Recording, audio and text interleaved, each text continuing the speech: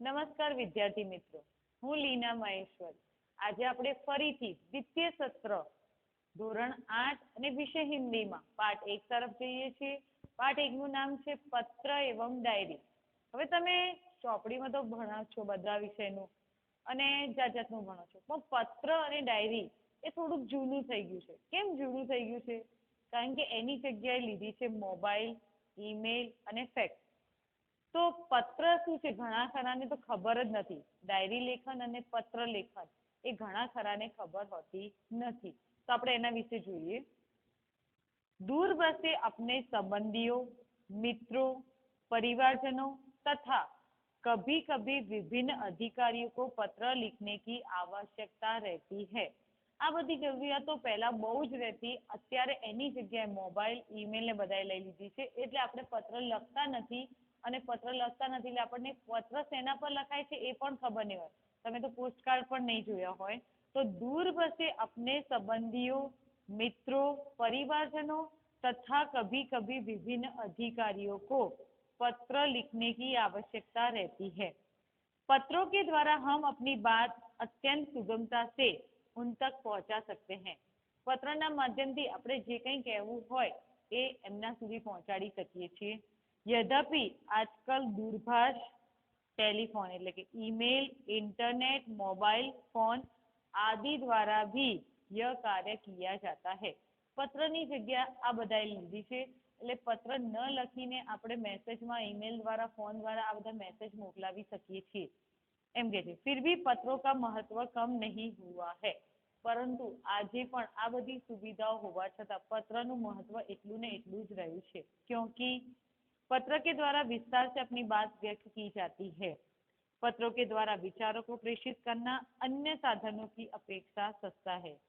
अधिकारियों तक अपनी बात पहुंचाने, शिकायत करने, आवेदन या प्रार्थना आदि के लिए केवल पत्रों का ही सहारा लिया जा सकता है, अन्य साधनों का नहीं. તમે તમારા મિત્ર સંબંધીને તો ફોન દ્વારા, મેસેજ દ્વારા, ઈમેલ દ્વારા વગેરે સાધનો દ્વારા તમે મેસેજ કરી શકો છો, એમને સંદેશો પહોંચાડી શકો છો. પણ જ્યારે આપણે કોઈને વિનંતી કરવી હોય, અધિકારી હોય, ક્યાંક રજા લેવી હોય, કોઈને પ્રાર્થના કરવી હોય, ત્યારે આ બધું કામ આવતું નથી. ત્યારે ફક્ત પત્ર અને પત્ર જ કામ આવે છે. તો પત્ર લેખન. હવે આપણે પત્ર તરફ જોઈએ તો પત્ર લેખન કેટલા પ્રકારના છે? 7 પ્રકારના છે. કેટલા પ્રકારના? 7. નિમંત્રણ પત્ર એટલે કોઈને આપણે આમંત્રણ આપતા હોઈએ, નિમંત્રણ આપતા હોઈએ તો એ નિમંત્રણ પત્ર. બીજું બધાઈ પત્ર, કોઈના ઘરે સારો પ્રસંગ હોય યા જન્મદિવસની શુભેચ્છા માટે યા કોઈને કોઈમાં નંબર લાવ્યો હોય એના માટે બધાઈ આપતા હોઈએ. આશ્વાસન પત્ર એટલે કોઈને આશ્વાસન આપવા માટે આશ્વાસન પત્ર લખાય છે. અનુમતિ પત્ર રજા લેવા માટે. પ્રાર્થના પત્ર કોઈને વિનંતી કરવા માટે. કાર્યાલય પત્ર ઓફિસનું કામકાજ માટેના જે પત્ર હોય છે એ કાર્યાલય અને વ્યવસાયિક પત્ર. એટલે આમ 7 પ્રકારના પત્ર છે: નિમંત્રણ, બધાઈ, આશ્વાસન, અનુમતિ, પ્રાર્થના, કાર્યાલય અને વ્યવસાયિક પત્ર. તો આ 7 પત્ર વિશે જોવાનું. હવે અહીંયા લખ્યું છે પત્ર એવં ડાયરી. તો આ પત્રની વાત છે. પત્ર પત્યા પછી આપણે ડાયરી વિશે વાત કરીએ. ઠીક છે? તો ચલો, પહેલું પત્ર છે નિમંત્રણ પત્ર. जन्मदिन के अवसर पर उपस्थित रहने के लिए मित्र को निमंत्रण. તમારો જન્મદિવસ હોય અને તમે ઉજવવા માંગતા હો, તમે શું કરો છો? બધાને તમારા મિત્રોને નિમંત્રણ આપો છો ને, બોલાવો છો ને, તો એના માટે શું કરો છો? અત્યારે ફોન દ્વારા એ બાજુમાં સોસાયટીમાં રહેતા તો ઘરે જઈને કહી આવો અથવા ફોન પર કહી દો છો. પણ પહેલાના જમાનામાં આ બધું શક્ય ન હતું, ફોન ના હતા, તો શું કરતા? પત્ર દ્વારા એમને સંદેશો મોકલવામાં આવતો. તો જુઓ, હવે તમે તમારી ચોપડીમાં જુઓ કે અહીંયા પત્ર તો આપ્યું છે નિમંત્રણ પત્ર. તો અહીંયા ડાબી બાજુ જે સરનામું આપ્યું છે એ કોનું હશે? એ પત્ર લખનારનું હશે. કોનું હશે? હવે પત્ર લખીએ છીએ તો એની પહેલા એની આપણે માહિતી જોઈ લઈએ કે પત્ર લખવા માટે જરૂરી વસ્તુઓ કઈ છે. તો જુઓ, પત્ર લખવા માટે કઈ કઈ જરૂરી વસ્તુઓ છે એના તરફ જઈએ. પત્ર में बोलचाल की सरल भाषा का प्रयोग करना चाहिए. પત્રમાં જે તમે લખો છો એકદમ સરળ ભાષામાં આવવું જોઈએ. એની ભાષા કઠિન કે આડી અવળી ના હોવી જોઈએ. પત્ર में आवश्यक बातें ही लिखनी चाहिए. फालतू વાત ના હોવી જોઈએ. તમે ખોટા ખોટા ડીંગા મારો કે ખોટી વાતો કરો એ નહીં. જે કામની વાત છે એ જ એમાં લખવાની છે. પત્ર અધિક લંબા નહીં હોના चाहिए. ઘણાને તો લખવાની એવી ટેવ હોય છે કે લખવા બેસે એટલે 3-4 પેજ ભરી નાખે. પણ એવું નહીં, પત્રમાં જે જરૂરી વાત છે ટૂંકમાં શોર્ટમાં લખવાનું છે. मित्र या सखी के लिए तुम सर्वनाम तथा बड़ों के लिए आप सर्वनाम નો ઉપયોગ કરો. આપણી બેનપણી હોય તો પ્રિય ને તું કહીએ છીએ તમે, અને જ્યારે મોટા હોય તેને आप કરીને લખવાનું છે. पत्र में सबसे ऊपर बाईं ओर अपना पूरा पता और तारीख लिखनी चाहिए. पत्र લખીએ છીએ હિન્દીમાં અને ગુજરાતીના પત્રમાં ફરક આવે. ગુજરાતી વિષયમાં પત્રમાં જ્યારે લખીએ છીએ જમણી બાજુ આપણું સરનામું હોય છે, જ્યારે હિન્દીમાં ડાબી બાજુ જે પત્ર લખે છે એનું સરનામું આવે. बाईं ओर पत्र जिसे लिखना हो उसके शिष्ट भाषा में संबोधन करना चाहिए. સરનામું લખ્યા પછી જેને આપણે સંબોધન કરીએ છીએ, કોને પત્ર લખીએ છીએ, પ્રિય, આપ જે પણ હોય તો એનું સંબોધન કરવાનું છે. इसके बाद अभिवादन करना चाहिए. इसके बाद पत्र के फ्लेवर में मुख्य विषय का अभिव्यक्त करना चाहिए.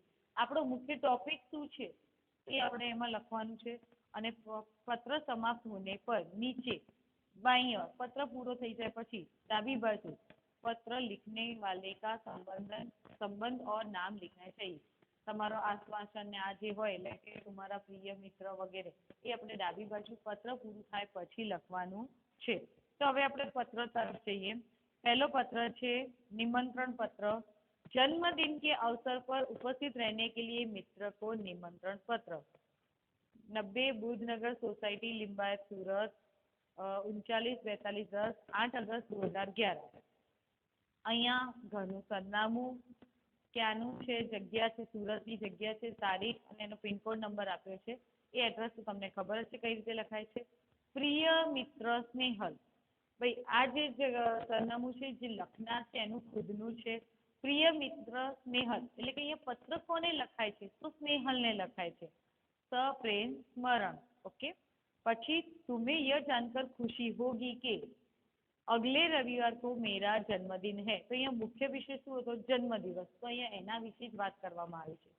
तुम्हें यह जानकर खुशी होगी कि अगले रविवार को मेरा जन्मदिन है. इस बार तो छुट्टी के दिन ही मेरा जन्मदिन है, इसलिए मैं अपनी सभी मित्रों को बुलाना चाहता हूँ और उन सबको आज निमंत्रण भेज रहा हूँ. કે મારો જન્મદિવસ આવે છે, આ વખતે જન્મદિવસ રજાના દિવસે આવે છે, એટલે હું મારા બધા જ મિત્રોને નિમંત્રણ આપવા માંગુ છું. तुम जानते ही हो कि सालगिरह का दिन कितने आनंद का दिन है.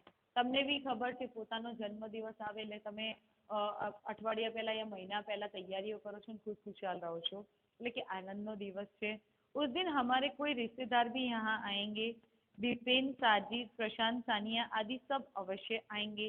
मैं चाहता हूँ कि तुम भी उस दिन यहाँ जरूर आओ. હું ઈચ્છું છું એ દિવસે તું પણ આવે. મારા બધા મિત્રો આવશે, સગા સંબંધી આવશે ને હું ઈચ્છું છું કે દિવસે તું પણ આવે. यदि तुम नहीं आओगे तो हम सबको बुरा लगेगा. हम तो उस दिन सारा समय आनंद में बिताना चाहते हैं. दिन भर भोजन, जलसा, खेल आदि होगा. रात को सिनेमा देखने भी जाएंगे. जन्मदिवस पर શું શું એને કાર્યક્રમ ગોઠવ્યું છે એની અહીંયા વર્ણન કર્યું છે. मुझे आशा है कि इस अवसर पर तुम भी जरूर आओगे और मेरे उत्साह और आनंद को बढ़ाओगे.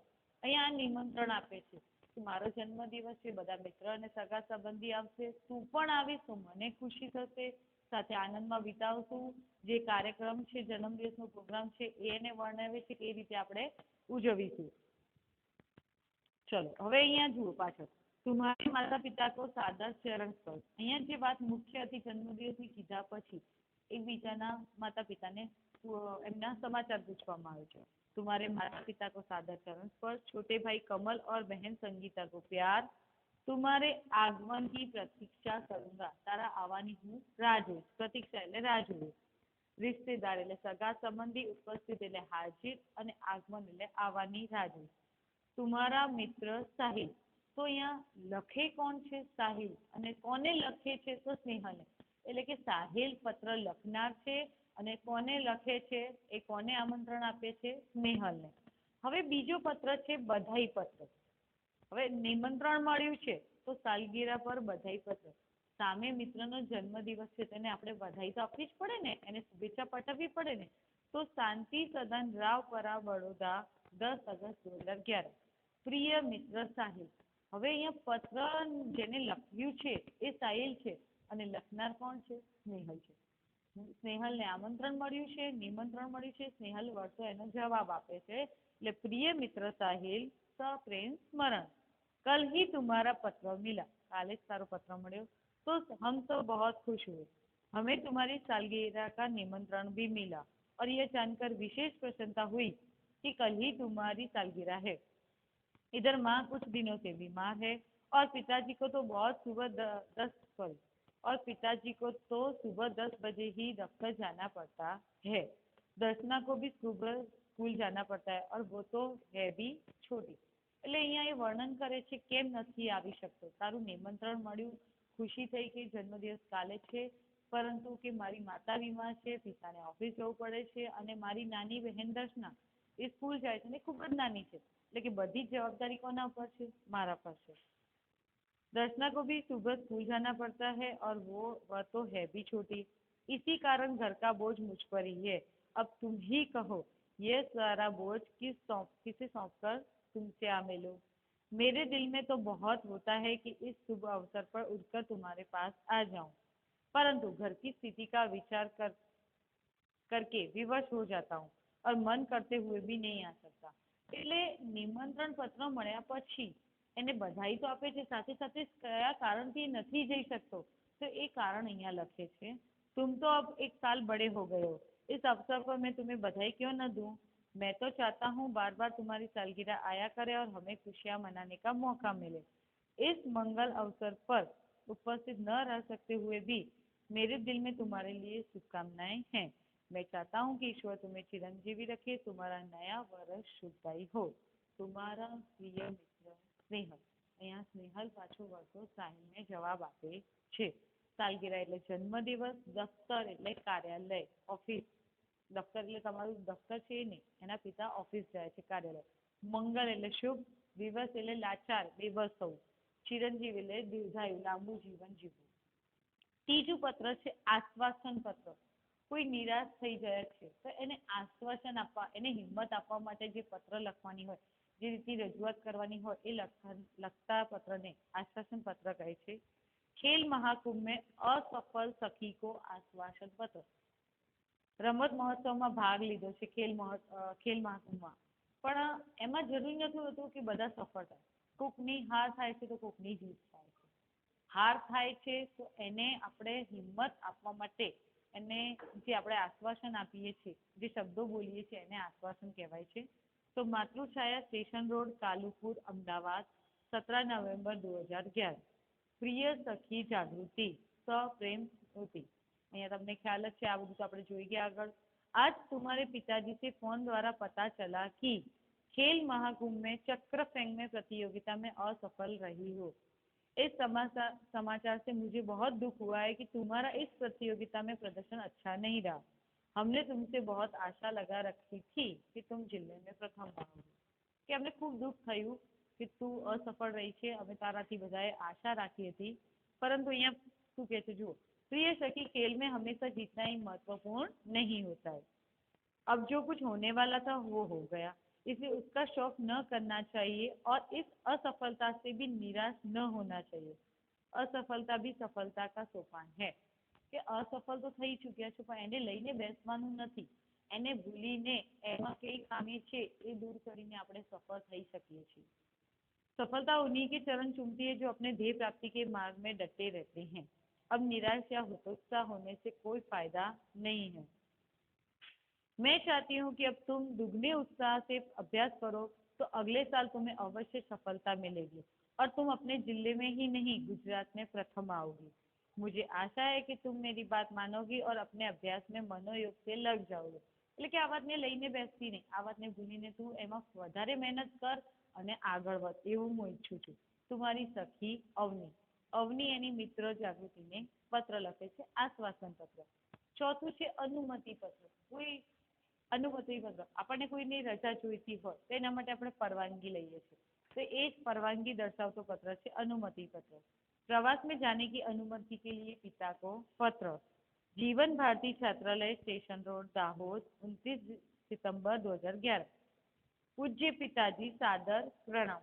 અહીંયા પૂજ્ય પિતાજી, કારણ કે આપણા વડીલ છે, આટલા સુધી તમે જે જોતા હતા નિમંત્રણમાં, બધાઈમાં, આશ્વાસનમાં, એ આપણા મિત્ર હતા એટલે પ્રિય લગતા હતા। અહીંયા પૂજ્ય, કેમ? મોટા છે, આપણાથી વડીલ છે તેમને એ રીતે સંબોધાયું છે, પૂज्य पिताजी सादर प्रणाम, आपका पत्र मिला, सबकी कुशलता जानकर बड़ी खुशी हुई, आप मेरी जरा भी चिंता न करें, आपके सूचित करते हुए मुझे खुशी हो रही है कि हमारी कक्षा के सब विद्यार्थी अगले महीने की 17 तारीख को अजंता इलोरा की गुफाएं देखने जाने वाले हैं।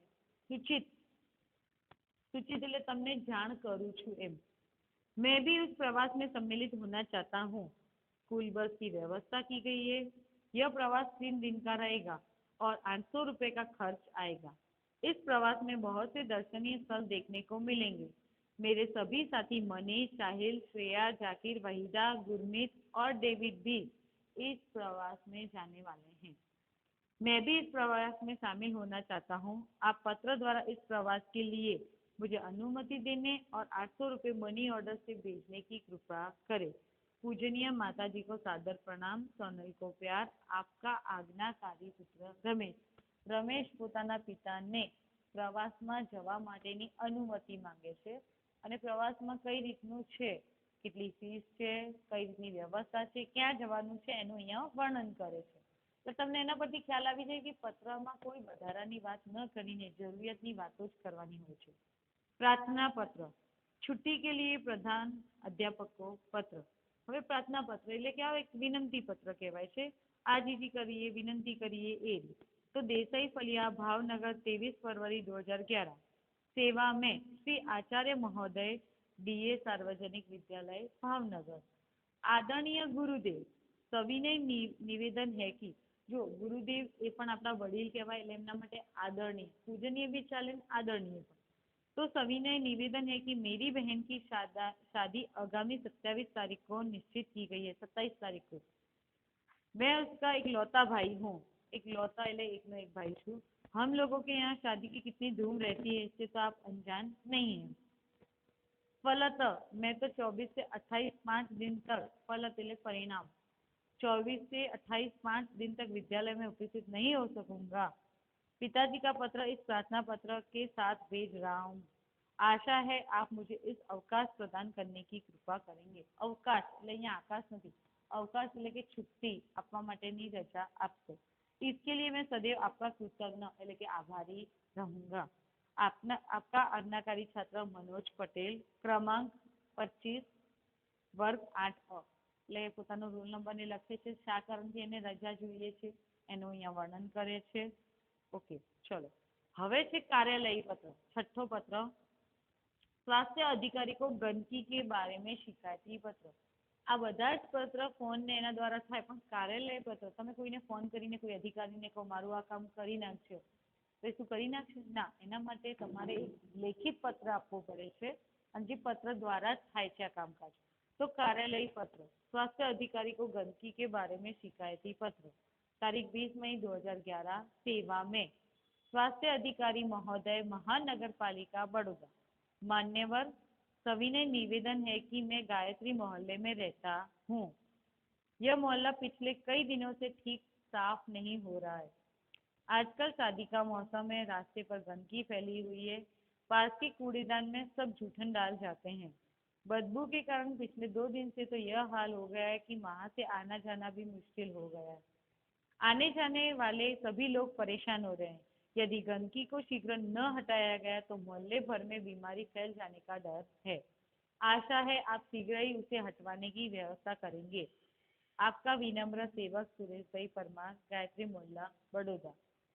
એટલે અહીંયા અધિકારીને પત્ર લખ્યો છે કે સોસાયટીમાં ગંદકી છે, ગંદકીને દૂર કરવા માટે અહીંયા એ પત્ર લખાયો છે। 7મો પત્ર છે વ્યવસાયિક પત્ર। આપણે કોઈ ધંધાને લઈને યા આપણે જે આપણો વ્યવસાય હોય એને લઈને જે કોઈ પત્ર લખવામાં આવે એને કહેવાય વ્યવસાયિક પત્ર। પુસ્તકે भेजने के लिए पुस्तक विक्रेता को पत्र। ઘણી ચોપડીઓ, પુસ્તકો જે આપણને અહીંયા મળતી ન હોય એ આપણે બીજી જગ્યાથી મંગાવી શકીએ છીએ, તો એના માટે એક લેખિત પત્ર લખ્યું છે। તારીખ 10 जुलाई 2011। सेवा में व्यवस्थापक श्री गजानन पुस्तकालय, सुभाष रोड, वलसाड। महोदय, मुझे निम्नलिखित पुस्तकों की आवश्यकता है, उन्हें आप डाक से भेजने की कृपा करें। અહીંયા પુસ્તકોના નામ છે નન્ના કોશ, એના લેખક છે શ્રી રતિલાલ નાયક। બીજું નાલંદા વિશાલ શબ્દસાગર, શ્રી નવલજી। બૃહદ હિન્દી શબ્દકોશ, એના લેખક છે ડોક્ટર શ્યામ બહાદુર વર્મા અને ડોક્ટર ધર્મેન્દ્ર શર્મા. સાહિત્યિક મુહાવરા લોકિત કોશ, એના લેખક છે હરિવંશરાય શર્મા. कृपया उपयुक्त पुस्तकें उचित कमीशन काटकर शीघ्र ही वीपीपी वैल्यू पेएबल पोस्ट में से भेजें. ભવદીય પ્રીતિ શાહ, શાંતિ ભવન, એમજી રોડ, રાજકોટ. અહીંયા આગળ પોતાની ચોપડીઓ મંગાવવા માટે, પુસ્તકો મંગાવવા માટે એક વ્યવસાયિક પત્ર લખે છે. હવે આ થઈ પત્રની વાત. તમને પત્રમાં ખ્યાલ આવી ગયો, સરનામું, કોઈને સંબોધવાનું અને જરૂરી વિગતો લખવાની. એ થઈ ગયું પત્ર. હવે છે ડાયરી વિશે વાત કરીએ. तो डायरी શું હોય છે? तो डायरी शब्द अंग्रेजी भाषा का है. डायरी के लिए हिंदी में दैनी, दैनिकी आदि शब्दों का प्रयोग किया जाता है. डायरी લેખન એ બધા ના લખી શકે, પણ જેને શોખ છે એવા જ લોકો રોજનું અથવા 15 દિવસનું અથવા મહિનાનું એની અંદર પોતાનું વર્ણન લખે છે. डायरी में निजी जीवन में प्रतिदिन घटित घटनाओं का लेखा जोखा रखा जाता है. डायरी पढ़ने से किसी व्यक्ति के जीवन में घटित घटनाओं, कार्यों तथा तथ्यों की जानकारी प्राप्त होती है. डायरी व्यक्ति घटित घटनाओं के साथ साथ अपने मन में उठी प्रतिक्रियाओं की अभिव्यक्ति भी अंकित करता है. इसलिए उसमें व्यक्तित्वता नहीं होती, व्यक्तिगतता होती है. डायरी प्रतिदिन, साप्ताहिक, पाक्षिक और मासिक लिखी जा सकती है. प्रतिदिन એટલે દરરોજ, સાપ્તાહિક એટલે અઠવાડિયાની, પાક્ષિક એટલે 15 દિવસ અને માસિક એટલે મહિનાની લખી શકો છો. હવે डायरी लेखन की શું વિશેષતા છે? तो डायरी लेखन में निम्नलिखित गुण होने आवश्यक है. डायरी लेखन એટલે કે ડાયરી લઈને લખવા બેસી જાઓ એવું નથી હોતું. દરેક ડાયરી લખી શકે નહીં. દરેક વિદ્યાર્થી યા બાળક કે કોઈ વ્યક્તિ ડાયરી લખી શકે નહીં. જેનામાં આના ગુણ હોય એ જ ડાયરી લખી શકે. તો એની પણ વિશેષતાઓ છે. તો શું છે? डायरी लेखन में निम्नलिखित गुण होने आवश्यक है. डायरी लेखन में क्रमबद्धता हो. पहला तो कोई पण वाक्य लखो છો આગળ પાછળ ના થવું, જેની क्रमता હોય છે. इसमें लिखा गया विवरण संक्षिप्त, सारगर्भित तथा वास्तविक हो. डायरी लेखन में स्थान, तिथि, घटना या तथ्य का स्पष्ट रूप से उल्लेख होना आवश्यक है.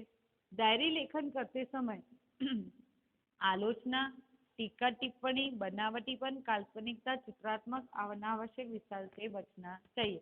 આપણે ગમે તે આજના દિવસમાં જે કંઈ કર્યું એ ગપ્પા મારી દઈએ ને એમાં ઉમેરીને લખીએ તો એ બધું ડાયરી નથી હોતું. જે વાસ્તવિક છે, જે લખવાનું છે, ક્રમબદ્ધ, તારીખ, ઘટના બધું લખીએ એને ડાયરી કહેવાય છે. डायरी लेखन के लाभ. डायरी લખવાથી શું લાભ થાય છે? तो अनेक लाभ होते हैं. एक, इससे जीवन में घटी घटनाओं की जानकारी प्राप्त होती है. डायरी में तथ्यों का उल्लेख रहता है. इसी कारण व्यक्ति दिन भर जो अच्छे बुरे काम करता है वे उसका उल्लेख भी रहता है. इससे शनि शन बुराइयों से बचा जाता है. शनि शनि यानी धीरे धीरे. डायरी ही ऐसा दस्तावेज है जिसे पढ़कर किसी व्यक्ति के जीवन के पिछले अनुभवों तथा घटनाओं की जानकारी और वह भी संभावित व्यक्तियों के शब्दों में प्राप्त की जा सकती है. डायरी લખવાના પણ ફાયદા છે. હવે डायरी लेखन के उदाहरण. અહીંયા બે ઉદાહરણ આપ્યા છે. આપણે એક ઉદાહરણ જોઈશું. एक उदाहरण તમારે જાતે વાંચવાનું છે. अपने नए विद्यालय के पहले दिन की घटनाओं को अपनी डायरी में लिखिए. तो અહીંયા એક વિદ્યાર્થી પોતાના નવા સ્કૂલમાં પહેલા દિવસનું વર્ણન લખ્યું છે. 7 अगस्त 2010 जामनगर. आज नए विद्यालय में मेरा पहला दिन था. मन में विभिन्न प्रकार के विचारों की उथल पुथल हो रही थी तथा अनेक अनजानी आशंकाएं अनायास ही मुझे डरा रही थी. સ્કૂલમાં પહેલો દિવસ અને કેવી હડબડાટ હોય, ડર લાગે, એ અહીંયા એનું વર્ણન કર્યું છે એને. 9 बजे पिताजी के साथ मैं अपने नए विद्यालय आदर्श मंदिर में पहुंचा. प्रधानाचार्य कक्ष में जाने पर उन्होंने मुझसे कुछ प्रश्न किए जिनके उत्तर मैंने दे दिए. मेरे उत्तरों से वे संतुष्ट नजर आए. उन्होंने मुझे प्रवेश के लिए निर्धारित फॉर्म दे दिया. मन को राहत मिली. थोड़ी ही देर में शुल्क आदि जमा करवाने के बाद मैं अपनी नई कक्षा में पहुंच गया. अपने नए दोस्तों, अध्यापकों और आचार्य से मिलकर ऐसा नहीं लगा कि मैं नए विद्यालय में आया हूँ. આ છે એનું ડાયરી લેખનનું એક ઉદાહરણ. અહીંયા બીજું ઉદાહરણ છે, તમારે વાંચવાનું છે. અભ્યાસ ને સ્વાધ્યાયને છોડીને સ્વાધ્યાયમાં માતૃભાષાનું વાંચીએ તો તમને આવડે છે. તમારે આમાંથી કોઈ પણ બે પત્ર જાતે લખવાના છે અને ડાયરી લેખન એક તમારી કોઈ યાદગાર ઘટના, કોઈ એક દિવસનું ડાયરી તમારે લખીને મને વોટ્સઅપ કરવાની છે.